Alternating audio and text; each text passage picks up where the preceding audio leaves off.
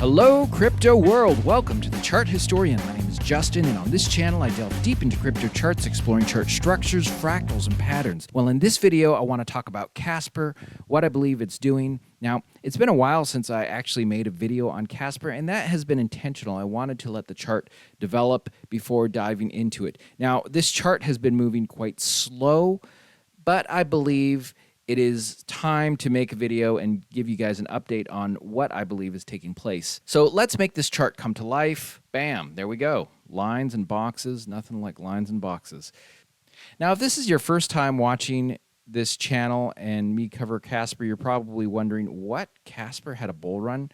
Well, believe it or not, if you go back to the very beginning of the Casper chart, so this is back in 2021, April 2021, there was this time before Casper was really traded mainstream, and it printed this series of structures. Now, what is important about this series of structures is that today's Casper has been following these series of structures. So this is a repetitive macro structure. A quick review of it for those of you who are new: Casper starts off with a move up. This is actually a bull run structure. This has repeated here, here, and over here. So it starts with a move up. It then pulls back, does this little topping structure. It then declines. It comes to a low point. It then recovers and goes into a sideways range-bound time. I take this sideways range-bound time and break it up into different fractals. So you have your first one where price moves up, it kind of winds down, it moves back up again, it winds down to a point before moving back up into the next structure. Price retreats, goes flat, moves back up again. In the process, it makes this kind of U shape or bowl shape structure. It then kind of winds its way down to a point before doing the final structure within this sideways range-bound time, and that is a bounce. After this, it goes into its bull run structure. After the bull run structure completes, it now begins to repeat all over again. So it retreats, does this topping structure again, it declines, comes to a low point before recovering. And if we see here how it moved up, pulled back, moved back up again, we see the same idea, although it took place really quick over here. So it moves up, it's just one candle, it pulls back, moves back up again, and kind of winds its way down to a point. Now, the reason why this looks different from over here is due to the fact that when a fractal repeats, the basic idea repeats, the move up, move down, move back up again, and wind its way down to a point. That repeated, but the timing, the height, and the depth, that's always going to be original every time a structure repeats. So it gives the ability for novelty in that repetition of the structure. So after this, it again moves back up in the next fractal, retreats, goes flat, moves back up again, and in the process creates a bowl or a U, whatever you want to call it, a bowl structure, just like we had over here. It then winds its way down to a point and then does the final structure, which is the bounce, just like we saw over here. Well, after that structure, it goes into the bull run, and this bull run just knocked it completely out of the park. This is actually really important that we acknowledge this. And the reason for that is that this shows the massive differences in structures. So the timing, height, and depth can play out extremely large. This was $40, whereas this was much smaller. Now, I'm not saying the bull run is going to go to $40 again. What I am saying is that one structure to the next, it can be repeated on a small scale or a very large scale. So that sets the stage for what is happening today. So this little itty-bitty tiny green point, or if you will, this larger green box, is the beginning of the bull run structure. So it is this little tiny green point, or if you will, this one, that we are currently doing. Now, this one, you would think that we would follow this one since this is the most recent iteration of this, but no. There is a difference between these two, namely that this one has, well, let's go to today's structure and examine what that looks like, and then we can jump back over to these ones and compare it. Okay, so here is today's first bull run structure. So in this structure, there are a series of waves. Let me move this here so it's a little easier to see. The first one is a real brief move up. This I consider the first wave. It then goes into the second wave where it really moves up higher. Now this is on a day candle. If I zoom in closer, I'm using CoinTrader Pro and it's kind of buggy. I will lose my drawings if I go in closer. However, it does pull back here in the same way that this pulls back. It's just a very quick pull back that it does. However, that's what the first wave does. It's mainly a move up. The second wave moves up, pulls back. The third wave moves up to a peak higher than the second wave, and then in this iteration, it comes crashing all the way back down into wave 1 zone. After this wave 1 zone, it kind of goes sideways and down. Now, when this was playing out, I thought this had played out on a much smaller scale, but as this chart has continued to develop, I have realized that it is a much larger scale. So after this part right here, I thought we are done with this first bull run structure, but no, we have this large thing which has been a massive disappointment to many who have been following my channel. We thought we were going to start moving up, but what did it do? It did something like this. Now, why is it doing this? What is this from? So now let's jump back to the original structures. So if we examine this one real quick, so what this one does is it moves up in the first wave, it then moves up higher in the second wave, and then in the third wave it comes to a peak higher than the second wave, and it pulls back. It does not come crashing down. It does not have a second wave. However, this is the second time this iteration has played out. The first one is over here. Let's zoom in and get a good look at this one.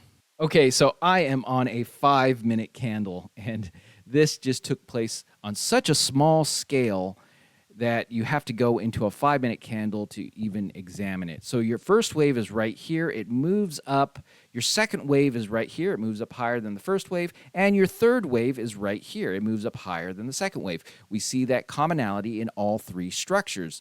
This one, the one that played out on the very large bull run, and today's structure. It then crashes all the way back down into wave 1 zone. So automatically, we know that today's structure, this structure, is following this structure since it has crashed down into wave 1 zone. So what is it doing now? So what I'd like to do is I'd like to copy this fractal right here and give you some options of what I think is playing out. So as you can see, it bottoms out here after this big red candle, but that's not really the bottom. It actually goes lower. We see that on the fractal. In fact, if we make this larger, we can see it a little better. So it bottoms out and then it kind of meanders down to another low right here. We see that take place over here where it comes crashing down from wave 3.